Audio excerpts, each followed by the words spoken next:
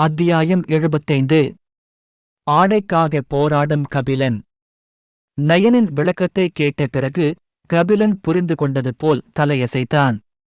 அவர்கள் உண்மையில் ஒரு புதையலை கண்டுபிடித்தது போல் தெரிகிறது.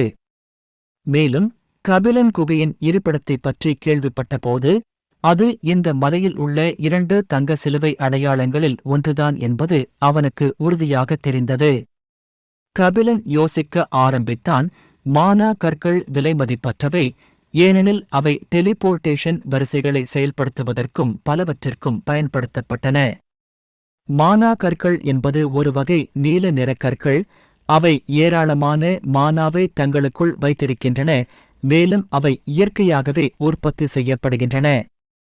அதனால்தான் எல்லா ராஜ்யங்களும் தங்க நாணயங்களுக்குப் பிறகு 2வது நாணயமாக அவற்றை பயன்படுத்தின. மேலும் 5 முதல் 6 வரை பேர் கொண்ட ஒரு ஏழை குடும்பம் ஒரு மாதம் வசதியாக வாழ ஒரு மானா கல்லை விற்றால் போதுமானதாக இருந்தது. 1 மானா கல் 100 தங்க நாணயங்கள். 1 தங்க நாணயம் 100 வெள்ளி நாணயங்கள். 1 வெள்ளி நாணயம் 100 வெண்கல நாணயங்கள். கபிலன் அந்த விலையுயர்ந்த கற்களை வேறு யாருக்காவது விட்டுச் சென்றால் அது அவனுக்கு மோசமாக இருக்கும். இப்போதைக்கு அவனுக்கு பணம் மட்டும்தான் பற்றாக்குறை. ஆனால் நைன் உண்மையைச் சொல்லிக் கொண்டிருந்தால் இந்த பிரச்சினை சிறிது காலத்திற்கு தீர்க்கப்படலாம். சிறிது நேரம் யோசித்த பிறகு கபிலன் நைன் மற்றும் டைனனிடம் மீண்டும் மானா கல் குகையை நோக்கிச் செல்ல விரும்புகிறீர்களா என்று கேட்டான். கபிலன் அவர்கள் சம்மதிப்பார்கள் என்று எதிர்பார்க்கவில்லை. ஏனென்றால் இப்போதுதான் அவர்கள் பல -C தரவரிசை புழுக்களால் துரத்தப்படுகிறார்கள் என்பதை அவன் பார்த்தான். அவர்கள்தான் அவனுக்கு முன் மானா குகையை கண்டுபிடித்தவர்கள் என்பதால் அவன் மரியாதைக்காக கேட்டான். ஆனால் அவனுக்கு ஆச்சரியம் கொடுக்கும் வகையில் இவ்வளவு துயரமான சம்பவத்தை அனுபவித்த பிறகும் நைன் மற்றும் டைனின் இருவரும் உடனடியாக ஒப்புக்கொண்டனர்.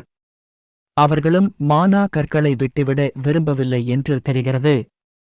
சுமார் 30 நிமிடங்கள் கழித்து அழுக்கு சேறு நிறைந்த ஆடைகளை அணிந்த 3 நபர்களும் ஒரு சிறிய சிவப்பு பறவையும் ஒரு குகையின் நுழைவாயிலில் இருந்த சில பாறைகளுக்கு பின்னால் ஒளிந்து கொண்டிருந்தன. அவர்கள் முன்னேறத் துணியவில்லை, ஏனென்றால் பாறைகளுக்கு முன்னால் ஒரு பெரிய திறந்தவெளி பகுதி இருந்தது. அங்கு 5க்கும் மேற்பட்ட -C தர புழுக்கள் சில மானா கற்களை மென்று கொண்டிருந்தன. மேலும் திறந்தவெளிப் பகுதியின் முடிவில் சிறிய மலைகளில் நிறைய மானா கற்கள் குவிந்து கிடந்தன. கபிலன் பாறைக்குப் பின்னால் இருந்து எட்டிப் பார்த்து புழுக்களுக்கு பின்னால் இருந்த மானா கற்களைப் பார்த்தபோது அவன் கண்களில் ஒரு மின்னல் மின்னியது. அவ்வளவு மானா கற்கள் இருந்தன. அவற்றில் பாதி கிடைத்தாலும் அவன் பணக்காரனாகிவிடுவான். கபிலனால் அவை எத்தனை என்று எண்ணக்கூட முடியவில்லை. குகையின் நுழைவாயில் மறைக்கப்படவில்லை, எந்தப் பொறியும் இல்லை. அதனால்தான் அவர்கள் குகைக்குள் நுழைந்த தருணத்தில் கபிலன் புழுக்களையும் அனைத்து மானா கற்களையும் பார்க்க முடிந்தது.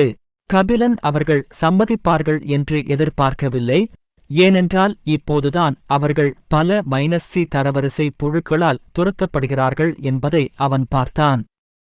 அவர்கள்தான் அவனுக்கு முன் மானா குகையை கண்டுபிடித்தவர்கள் என்பதால் அவன் மரியாதைக்காக கேட்டான்.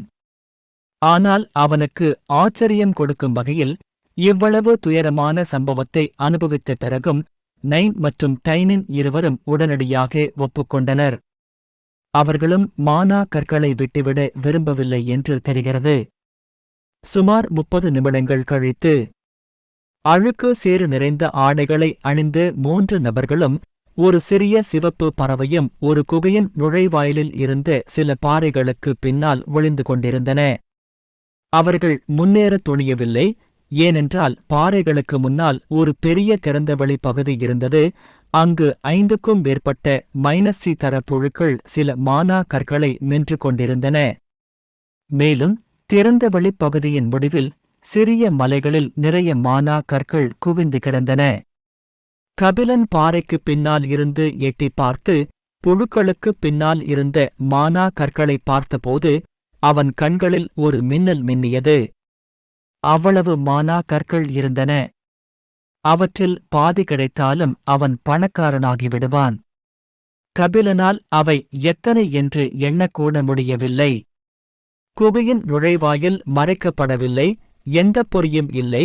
அதனால்தான் அவர்கள் குகைக்குள் நுழைந்த தருணத்தில் கபிலன் புழுக்களையும் அனைத்து மானா கற்களையும் பார்க்க முடிந்தது.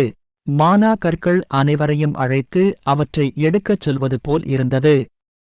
கபிலன் மானா கற்களை பார்த்து கொண்டிருந்த போது அவருக்கு அருகில் அமர்ந்திருந்த நைன் கிசுகிசுதான்.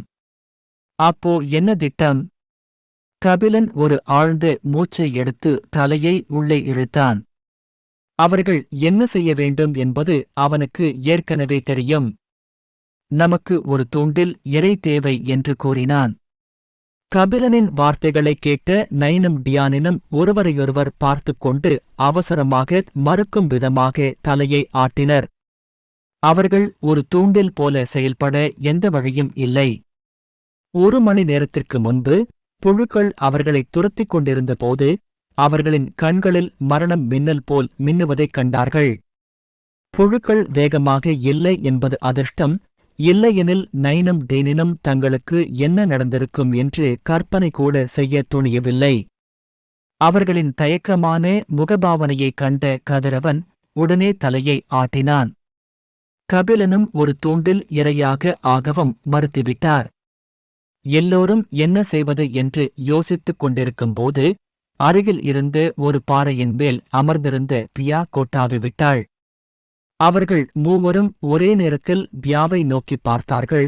அவர்கள் முகங்களில் ஒரு புன்னகை மலர்ந்தது. மிகவும் களைப்பாக இருந்ததால் தூங்க விரும்பிய பியா தன்னை பார்த்து அனைவரும் சிரிப்பதைக் கண்டதும் திடீரென்று முதுகுத்தண்டில் நடுக்கம் ஏற்பட்டது. பியா, இந்த ஒரு தடவ ஒத்தா ஒழுங்கு மரியாதையாக ஓடிருங்க, என்னால எல்லாம் முடியாது. சிறிது நேரம் கபிலனை திட்டிய பிறகு பியா தயக்கத்துடன் ஒரு தூண்டில் இரையாக ஒப்புக்கொண்டாள். பியா, சீக்கிரம் முன்னாடி போ, உனக்கு பாதுகாப்பாக நானும் நைன் மற்றும் டைனின் சேர்ந்து அந்த பாறைக்குப் பின்னால் இருந்து ஒரு மூலையில் ஒளிந்து உன்னை பார்த்துக் கொள்கிறோம். பியா அவர்களை பார்த்து கத்தியது, இதற்குப் பெயர்தான் பாதுகாப்பதாடா? ஆனா எனக்கு ஒன்னு புரியுது, என் ஜோலி முடியாமல் நீங்க போக மாட்டீங்க. ஆழ்ந்த மூச்சை எடுத்த பிறகு பியா தனது இறக்கைகளை அசைத்து புழுக்களை நோக்கி பறந்தாள். அவள் கண்கள் தயக்கத்தைக் காட்டின. அவள் இதைச் செய்ய விரும்பவில்லை. ஆனால் கபிலன் தான் கண்டுபிடித்து அடுத்த புதையலை அவளுக்குக் கொடுப்பதாக உறுதியளித்ததால் அவள் ஒப்புக்கொண்டாள். வேறு எதையும் பற்றி கவலைப்படாமல் மானா கற்களை மென்று கொண்டிருந்த புழுக்களின் மேல் அவள் தன் சிறிய உருவத்துடன் தோன்றினாள். ஆழ்ந்த மூச்சை எடுத்த பிறகு பியா தனது இறக்கைகளை அசைத்தாள். மேலும் ஒரு முஷ்டியின் அளவுள்ள 2 தங்க நெருப்புப் பந்துகள் அவளது இறக்கைகளுக்கு அடியில் இருந்து வெளியே வந்தன. தீப்பந்தங்கள் 2 புழுக்களின் தலைகளில் நேரடியாக மோதின. ஆனால் அவை அனைத்தும் -C தரவரிசையில் இருந்ததால் அவை சிறிதளவும் பாதிக்கப்படவில்லை.